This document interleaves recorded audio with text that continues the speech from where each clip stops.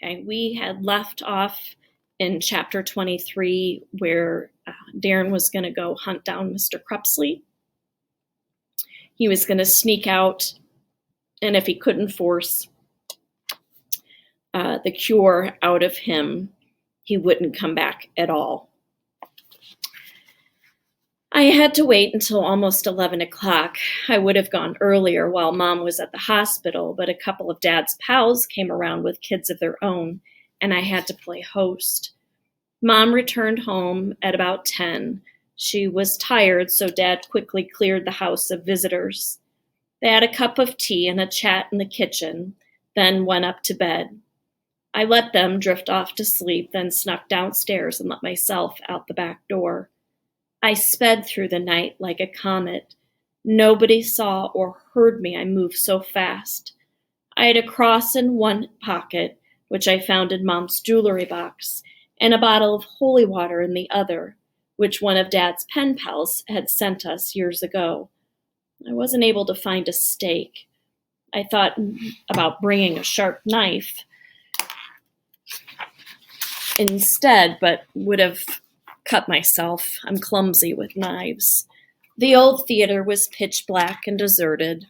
I used the front door this time. I didn't know what I'd do if the vampire wasn't there, but somehow I sensed he would be. It was like the day Steve threw the scraps of paper up in the air with the winning ticket amongst them. I shut my eyes and reached out blindly. It was destiny.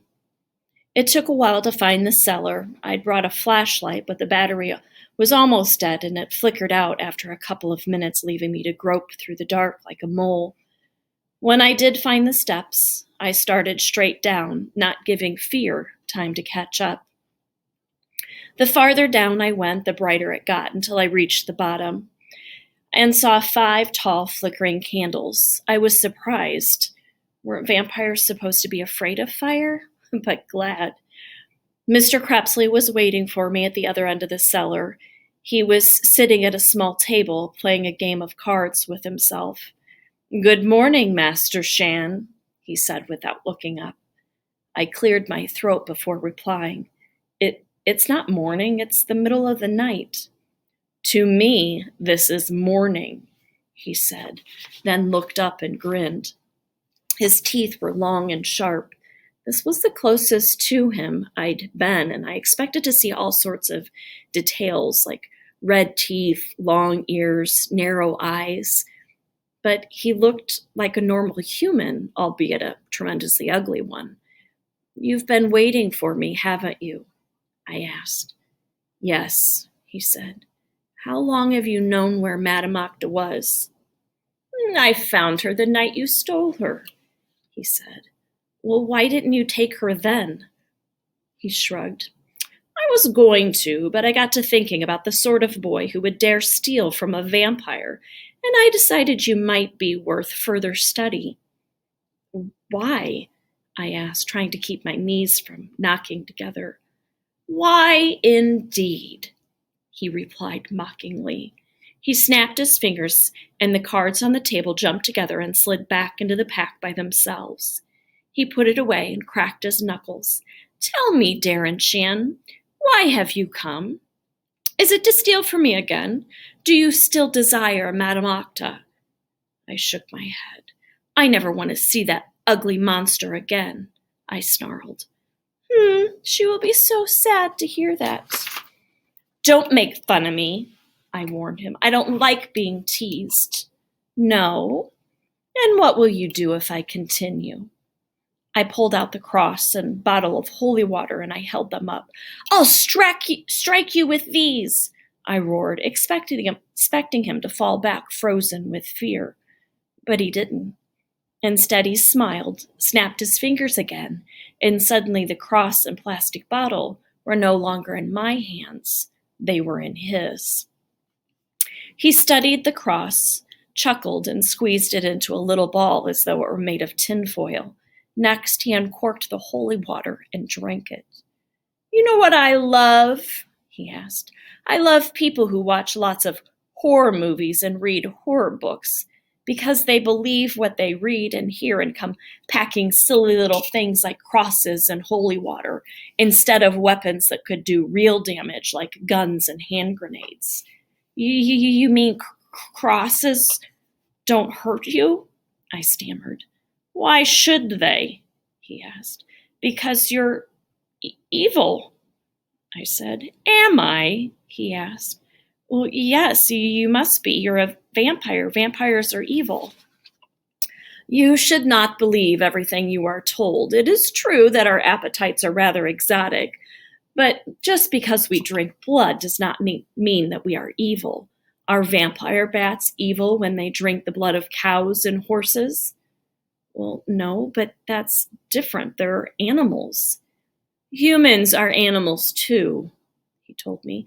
If a vampire kills a human, then yes, he is evil, but one who just takes a little blood to fill his rumbling belly, well, where's the harm in that? I couldn't answer. I was numb and no longer knew what to believe. I was at his mercy, alone and defenseless. I see you are not in the mood for a debate. Very well, I will save the speeches for another time. So tell me, Darren Shan, what is it you want, if not my spider? She bit Steve Leonard, I told him. The one known as Steve Leopard? He nodded. Yes, nasty business. Still, little boys who play with things they do not understand can hardly complain if... I want you to make him better, I yelled, interrupting. Me? He asked, acting surprised. But I am not a doctor. I am not a specialist. I am just a circus performer, a freak, remember? No, I said. You're more. I know you can save him. I know you have the power. Maybe, he said. Madame Octa's bite is deadly, but for every poison there exists an antidote. Maybe I do have the cure. Maybe I have a bottle of a serum that will restore your friend's natural physical functions. Yes! I shouted gleefully. I knew it. But maybe, Mr. Crepsley said, raising a long, bony finger to silence me. Maybe it is a small bottle. Maybe there is only a tiny amount of serum. Maybe it is very precious. Maybe I want to save it for a real emergency in case Madame Octa ever bites me. Maybe I do not want to waste it on an evil little brat. No, you have to give it to me. You have to use it on Steve. He's dying. You can't let him die.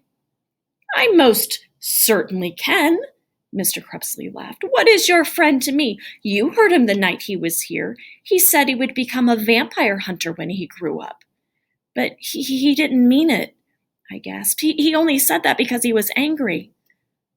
Perhaps, Mr. Crepsley mused, tugging at his chin and stroking his scar. But again, I ask, why should I save Steve Leopard? The serum is expensive and cannot be replaced. I can pay for it, I cried. And that is what he'd been waiting for. I saw it in his eyes, the way they narrowed, the way he hunched forward, smiling. This was why he hadn't taken Madame Octa that first night. This was why he hadn't left town. Pay for it? He asked slyly. But you are only a boy. You could not possibly have enough money to buy the cure. I'll pay for it in small amounts, I promised. Every week for 50 years, as long as you want. I'll get a job when I grow up and give you all my money, and I swear. He shook his head. No, he said softly. Your money does not interest me. Well, what does interest you? I asked in a low voice. I'm sure you have a price. That's why you waited for me, isn't it? You're a clever man. I knew when I woke up to find my spider gone and your note in her place. I said to myself, Larton, there goes the most remarkable child, a true prodigy. There goes a boy who's going places. Quit with the bull and tell me what you want, I snarled. He laughed nastily, then grew serious. You remember what Steve Leopard and I talked about? he asked.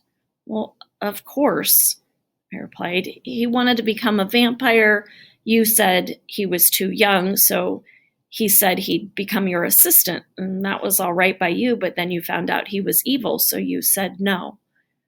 That about sums it up, except if you recall, I was not too keen on the idea of an assistant. They can be useful, but also a burden. Where is all this leading? I asked. Well, I've had a rethink since then. I've decided it might not be such a bad thing after all, especially now that I have been separated from the Cirque du Freak and will have to fend for myself. An assistant could be just what the witch doctor ordered. He smiled at his little joke. I frowned. You mean you'll let Steve become your assistant now? Oh, heavens, no. He yelped, that monster! There's no telling what he'd do as he matures. No, Darren Chan. I do not want Steve Leopard to be my assistant. He pointed at me with his long, bony finger again, and I knew what he was going to say before he said it. You want me, I sighed, beating him to the punch, and his dark, sinister smile told me I was right.